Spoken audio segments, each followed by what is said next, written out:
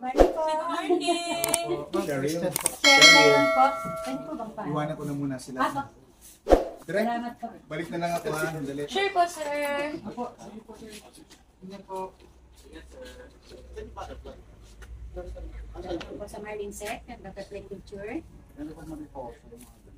Yeah, meron. Mariposa.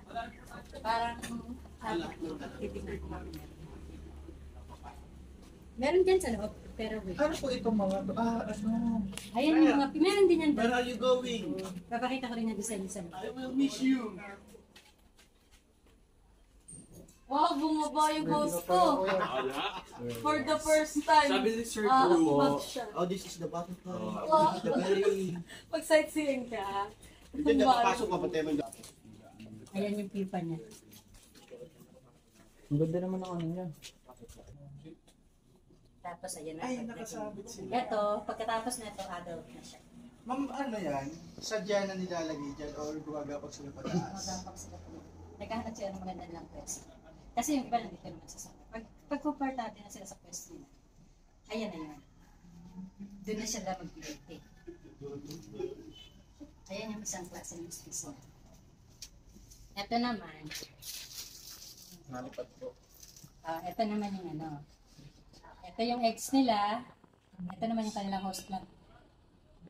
Tapos ito na siya. And then, ito na yung adult. Apat na stages bago sila maging adult.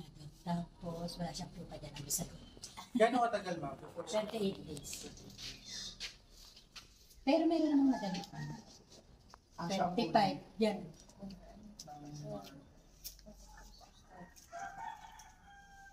Ito na yung pupa natin. Ba't naman po nandiyan siya? Ito na yung next. Ayan na yung batong klase natin pupa. Paano po kayo naging nalilito dito ng Dati, nag-ano lang sila, yung dry butterflies, ganyan. Byproducts lang sila. Start na mag-culture ng butterfly. Although, may nagturo sa kanila, si Gary Borja. And then, walang pumansin sa ibang lugar eh. Sa Kawi, yun. Doon siya pinansin ng Lyron family. Sa Kawi po kayo nagsimula, tapos nagpunta lang kayo dito sa Nakapit ng property. Pero, yun, nung nag-start sila, hindi nila alam kung ano yung pagkain, kung paano ang gagawin nila. There go. Yun. Kaya ang ginawa nila doon, hinahabol nila yung mga butterfly. Tapos, yun, tinitingnan nila kung saan umitlog. Ayun yung pagkain. Kasi, bawat species, yan, pare-pareho sila ng pagkain. Pero ito iba, ito iba, tsaka ito iba. Mga bagay na ito, parehas dito ng pagkain dito. Baka po i-export siya, gusto niyang bumuka. Paano mo? Ina-export yan bago. Hindi mo pwedeng i-export ng ganito na. Kasi ito malapit na. Malapit na ito lumabas.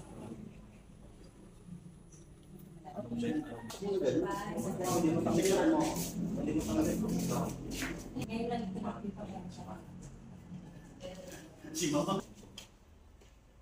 Yan, start lang sila sa nanguhuli sila ng butterfly kung saan princess.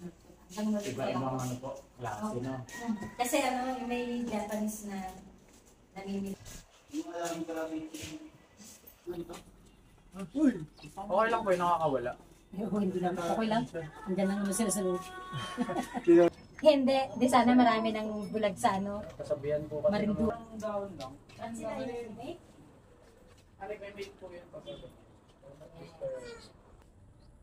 Ayan na po sila nag-make.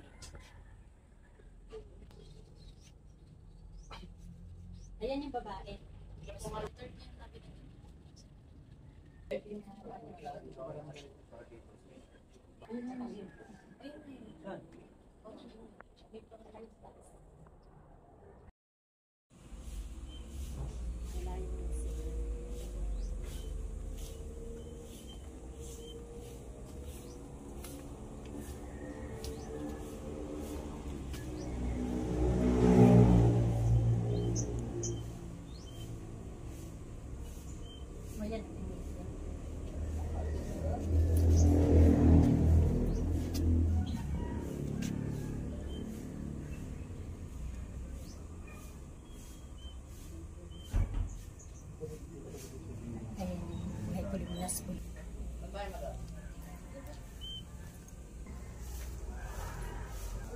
dapat. Ano natin sila ng nectar. Ayaw na yan guys. Oo, kumakain sila oh. Ay, hindi pala. Sipsipin na yung kamay mo. Sige, madami. Ay, gano'n. Mabilis pala. Pag malakas na sila. Ang lagot, lagyan ko ulit. Huwag na, may butterfly naman sa mga guys. Hindi kaya kasi hindi pwede. Yan. Saan kaya tayo po? Dito na lang. Ako po si Cheryl Lyron ng Marlin Sec and Butterfly Culture. Owner po kayo na? Owner po. Start lang po tayo. Ano nga po ulit yung pangalan? Butterfly Culture. Since 1990. 1990. Bali ilang taon naman? Ngayon, ano na siya? 66. Ma'am, ano po sa, base po sa tagal na po ng negosyo po ninyo, ano? Bakit po kaya sa tingin nyo, maraming butterfly dito sa Manila? Kasi dito, unang-una, balanse pa yung ating ecosystem. Tapos, sariwa pa yung hangin, wala pa siya masyadong pollution. Tapos, dito din, marami ding host plant o yung mga pagkain ng paru-paro. Ma'am, ano Po siya sa kanyang klase. Merong 7 days, merong 5 to 7 days, merong 12 days, meron ding 15 days, at meron ding 1 month. So, 1 month pataas. Sure. kapag nag-open na siya, 7 Marami days siya lang. sa board. Tapos po, 7 days lang po usually. Ang 7 days natin is yung mariposa. 5 to 7 days. Kasi hindi siya kumakain pag adult na siya. Dahil wala siyang pinin. Okay. Ma'am, explain niyo naman po sa amin yung cycle ng hanggang sa bumuo siya. From mula siya sa itlog. Ayan, pinapag-itlog namin. Mula sa itlog, 3 to 5 days, napipisa na siya. Depende rin sa klase ng paru-paro. And then after nun, hintay ka lang ng, pag uod na siya, hintay ka lang ng 3 weeks, 3 linggo, hanggang sa magiging, ano na siya, pupa. And then, pag pupa naman na siya, hintay ka naman ng, depende rin sa klase ng, ano niya, paru-paro, hintay ka ng, yung iba, 7 days. Pagka mainit ang panahon, nagiging 6 days lang yon. Pero pag malamig, tumatagal siya 8. Yung iba naman, 15 days. Pag normal na temperatura, pero pag mainit,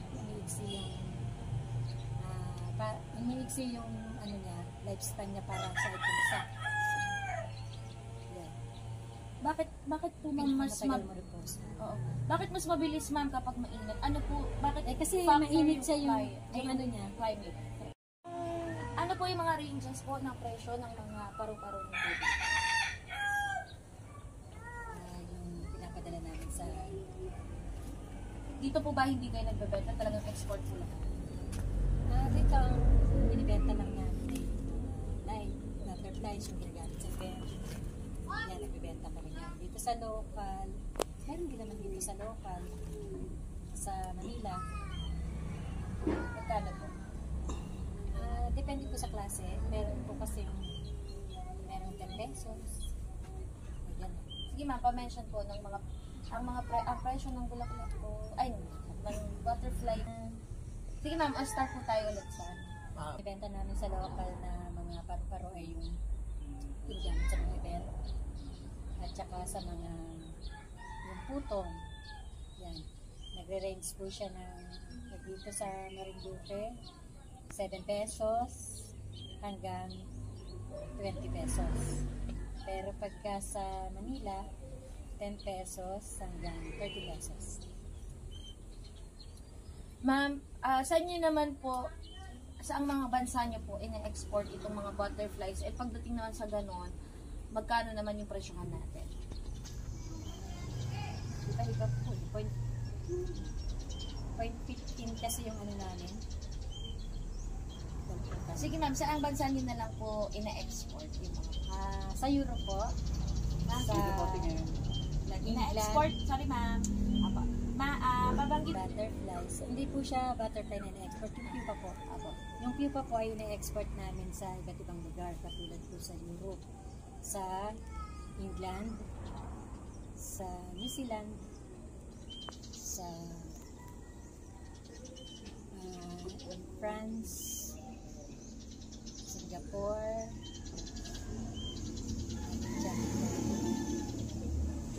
Turkey, yan, yung iba't ibang bansang pinupuntahan. Ma'am, ma'am, gaano po kalaki itong farm po ninyo na ito, ng itong garden nyo ng butterfly, and then, Sa 200 square meter. okay, and ilan naman pong, butterflies po kaya yung nandito? Sa ngayon, nasa 1,000.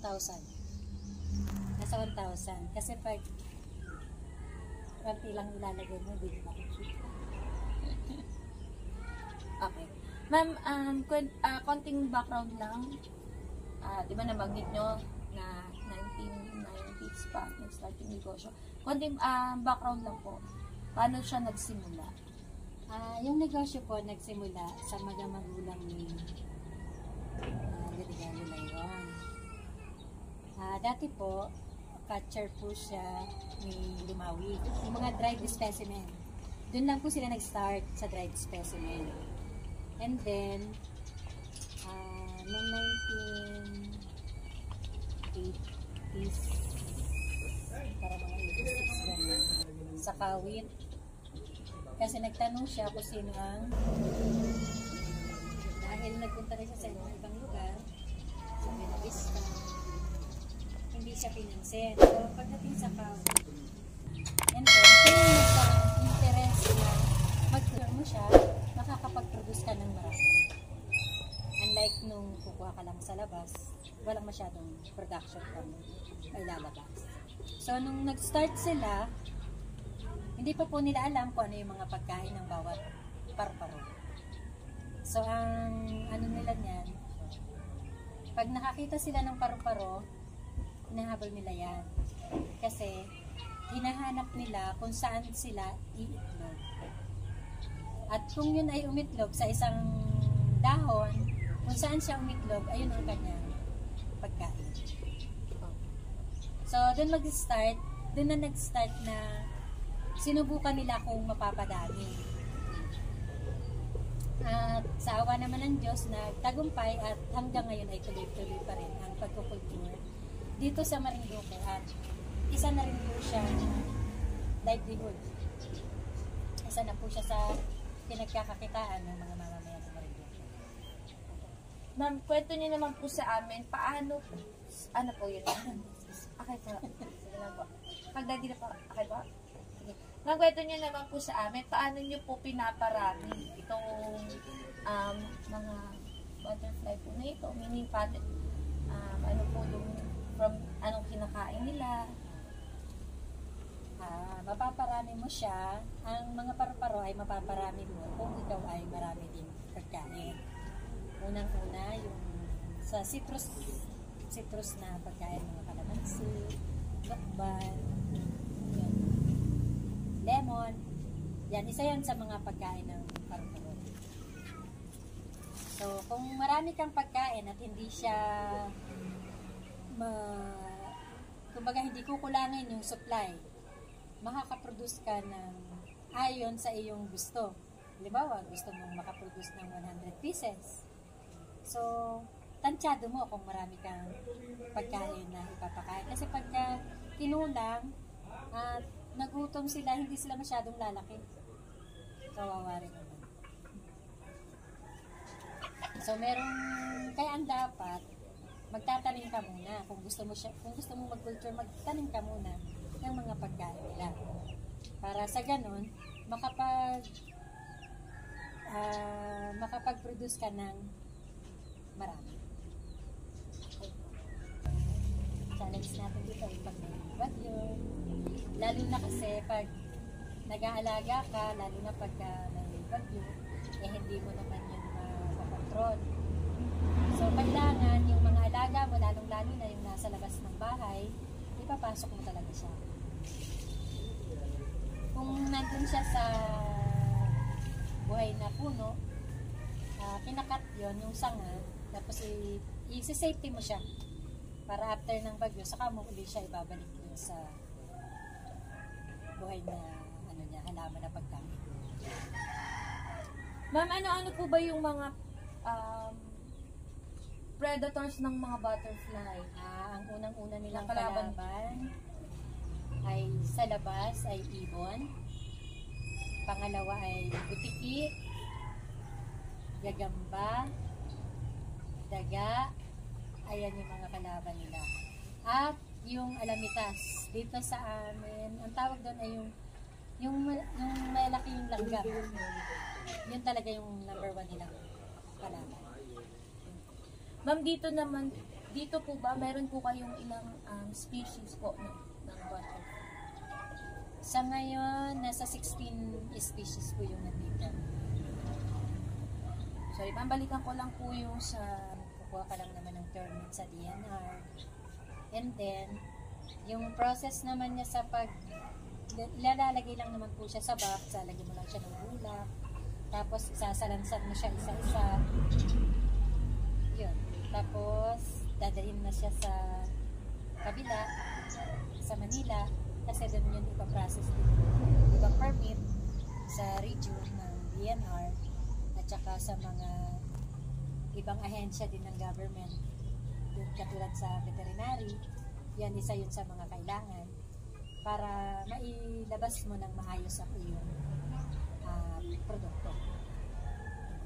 Ma'am, may any interesting na parang facts lang sa butterfly na halimbawa, hindi ko natanong, baka may gusto kong i-share na about sa butterfly? Yan nga, yung tungkol nga din sa mariposa, kasi ang mariposa, ang ano natin, ang laki naman yan, no? Ang ganda.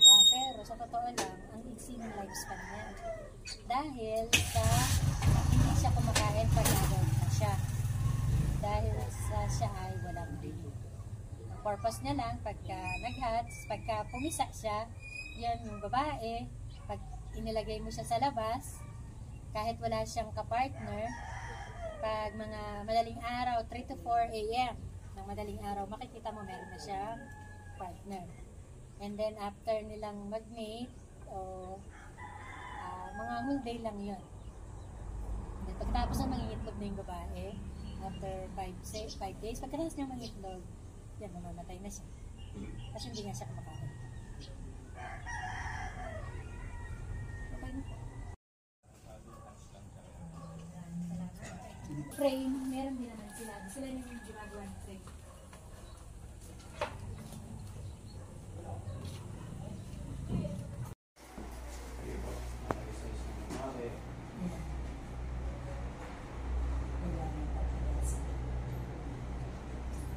Kaya siya iba-ibang kulay kasi na-adapt niya kung saan siya nagpipit. Okay. Ayun. Next. Doon.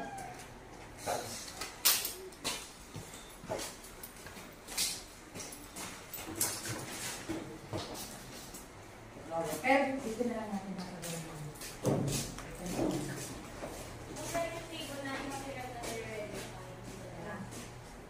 Sige. Pinarelagay mo.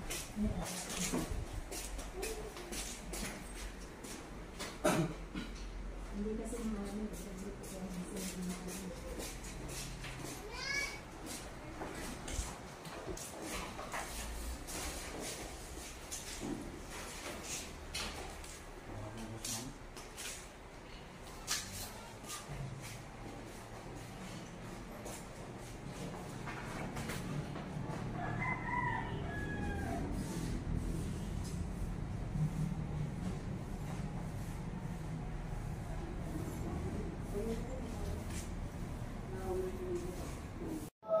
yan po ba yun? Yung difference sa Hindi, marami yun sa ibang lugar. Hindi lang sila kasi nagalang dyan, kaya hindi. Pero ito po yung inano ni Mel. Yung iningi po niya sa in-house fair. Ay, hindi. Yung kulay green. Ah, iba pa po ito. Ito po, endemic dito. Hindi naman endemic ng Marinduque ang ano. Meron din yun sa ibang lugar. Ang endemic dito, yung Bisal Pide. Yun. Ay, ano po ito, ma'am? Parang Ano yun? Yun nga, yung ang tawag dyan. Endangered species. Nakalimutan ko. Endangered. Endangered species.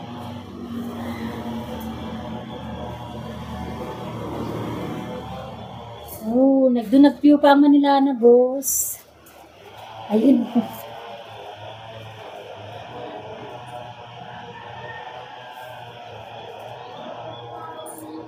Hindi na siya nag-view pa. Nasa lang din ko. Kaya ko. Nabakit ka lang.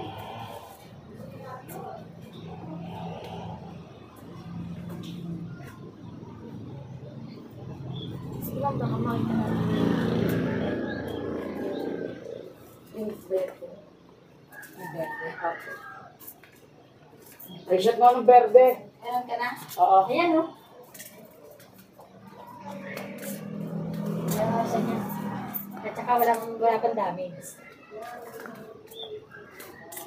Kasi madaling mabari ang buktugan. Diba pagka-butterfly, ang alam lang natin dati, ganun.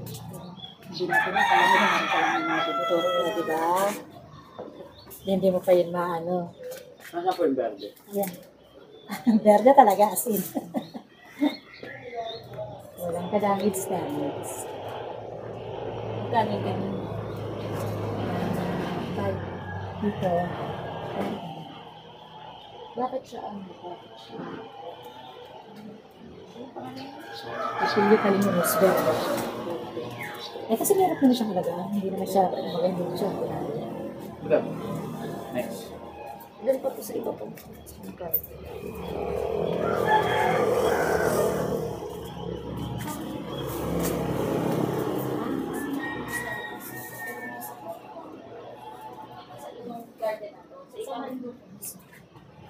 Sa ibang lugar wala.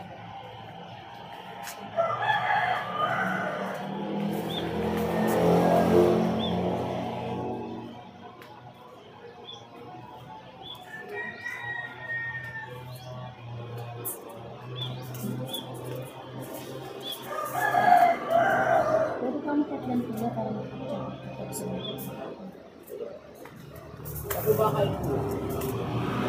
Pagpunta ng net na, yung malalaking butterfly lang ang pwede din sa gulay. Yung maliliit, hindi nila kaya. Nakain ng butterfly. Ng nectar. Hindi kasi kaya yung maliliit, hindi nila kaya ang tulad ng nectar sa gulay. Tapos nagkuha ka rin ng shot nyo na blurred muna. Tapos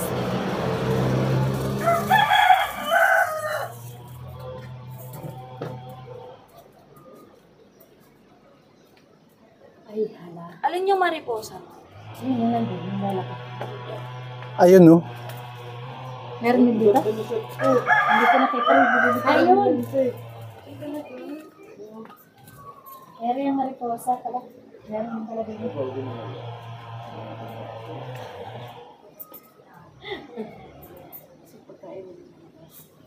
Tsaka mariposa na baka po. Ay, ito ba? Ay, may shot na ng mariposa. Ito. Ito, nagpapiyasa na sila. Feeding time.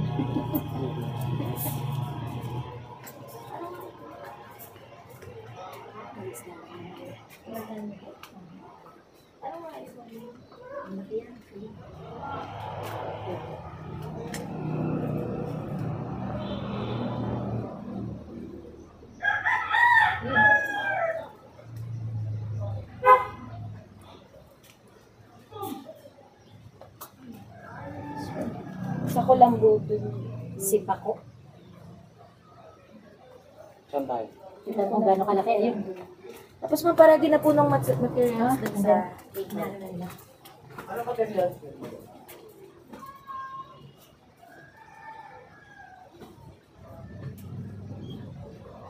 Well, okay na. Dito na muna. Dali na dito yung ano. Gamit.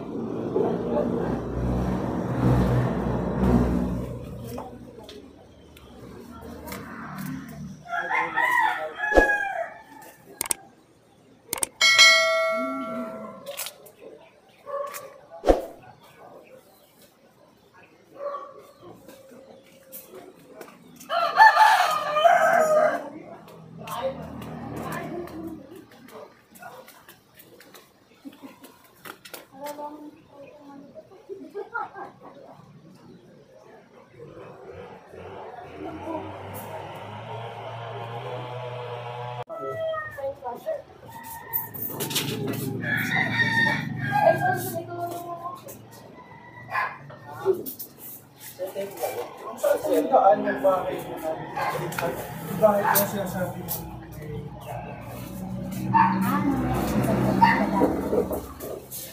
Wala na lang ako niya para maganda. Kunin mo guys. Ay, may CR po kayo. Mayroon nandiyan sa ano, souvenir shop.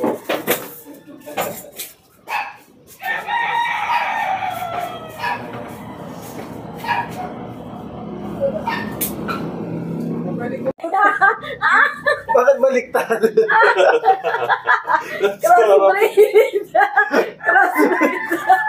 Souvenir talaga. Wala. Grabe siya sa'yo. Oo, grabe siya. Strict to the boy. Kasi ba't ganyan kadagmots na nga ako eh, ganyan ka pa rin. Oo. Sorry na ako kay Karina ako. Ano eh, paano na ako. Pero totoo niya, nilaglag tayo ni Sir Jericho. Oo. Uy, barilin pa. Ayun ka, no?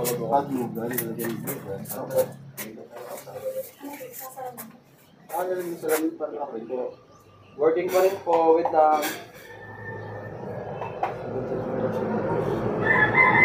Okay, ready? 3, 2, 1, action!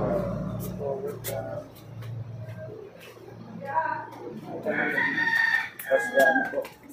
Di parang mas okay kung nakaharap ko, tapos yung glass. Ang papasok. Okay na po. Okay lang po. Ready? Okay po, ready? Sabihin after dito, pag ilalagay na. Ready? Tapos, wait lang po.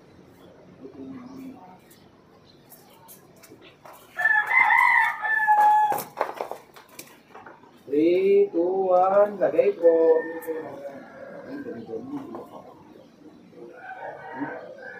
Ganyan ako dahil tinupay yung batos.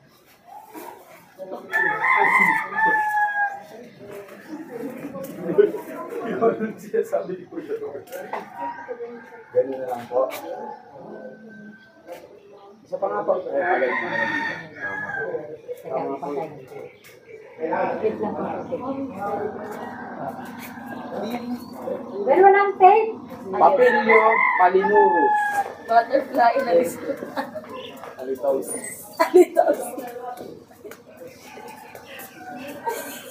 Kaya lang nag-iisip ako ng craft with na, ano, na scientific name. Delikado! Ano ulit na? Ano yan? Papilyo Papilyo. Palinurus. Papahama ka niya, Ben. Hindi na ako may problema. Ayoko na talaga.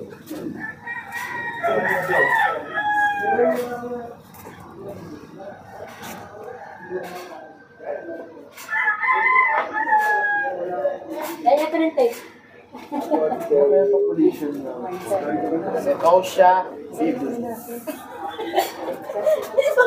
Pag siya nagsalita, Parang naloko eh. Scotia, Biblis, Asi.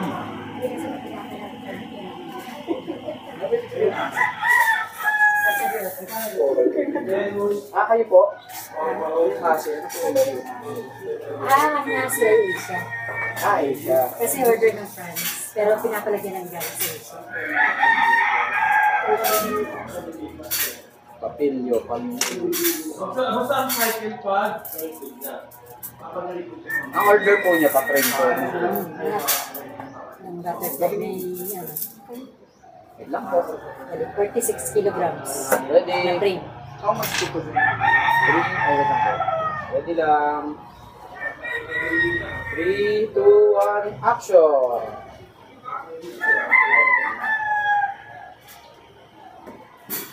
Video mo lang po record.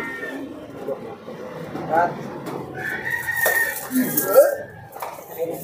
Ano po? Next mo lang. Okay ka na. Ay, hindi. Silang pa. Isa pa lang. Checking ka lang sa mga butterfly. Wait lang. Ano po ba kayo contributed ako sa mga parosis?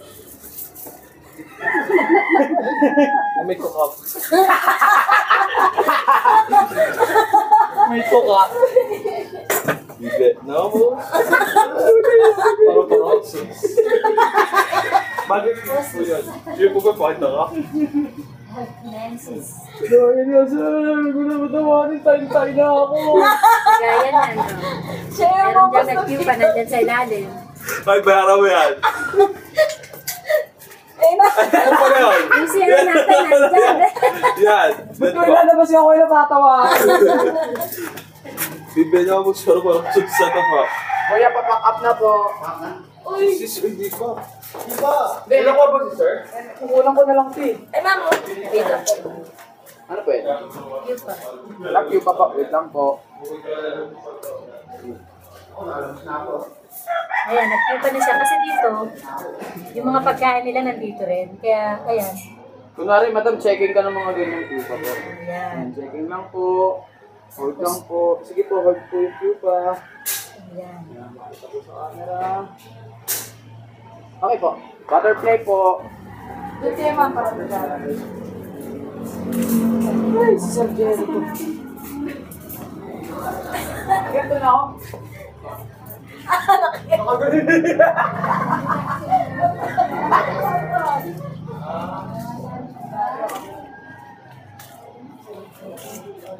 Checking lang po. Ito maganda to. Ito, ayan.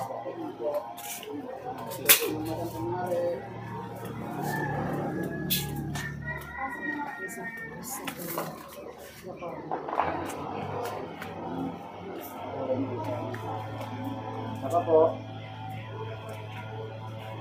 Hindi po hawak po sa butterfly.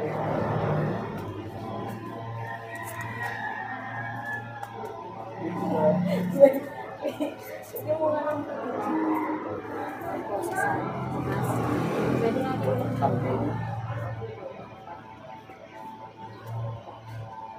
Dito dapat. Ano siya? Ito nga naka-white.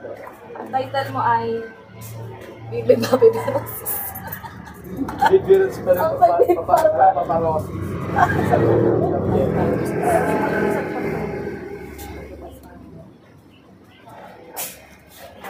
Sige mo galagay ng text sa gilid. Sa gitna mismo. Wide mo. Dito na lang ma'am. Hindi kahit kahit ano siya. Kahit hindi butterfly. Sige po madam, okay na po pala. Kuha lang akong title. Ano po yung pinakamaganda yung paru-paro po? Hindi mo makakatilat kasi hindi para na. Ayan. Hindi na yun. Yan po talaga yung bagay na. Walang red. Meron. Kaya lang, anong bulipat. Ito na lang ma'am kasi white. White and yellow. Tingnan ko lang.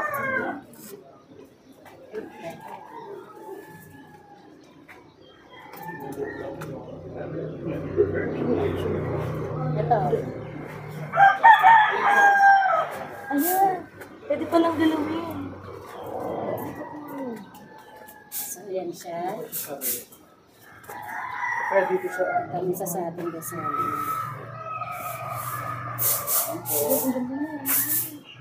Sige po.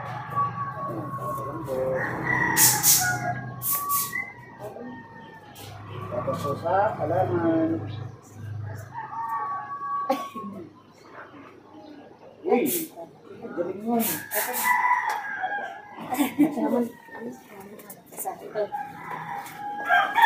you po. Ganda. Color muna. Color? Malayo. Color. Lapit na yung balar. Wala pag upo ka na sa country. Bye-bye po, bye-bye. Thank you po. Thank you so much po. Thank you, thank you, thank you. Thank you po. Hello mga guys, tapos na yung pagbisita ng Channel 7, yung programang Dapat Alam Mo. Kaya kung nagustuhan nyo ang video ito mga guys, at kung kayo bago pa sa aking channel, Lolo Pads Vlog, paki-subscribe na lang at saka pakipindot yung notification bell, paki-like na rin upang lagi kayong updated sa aking susunod pang mga video. Maraming salamat mga guys, bye-bye!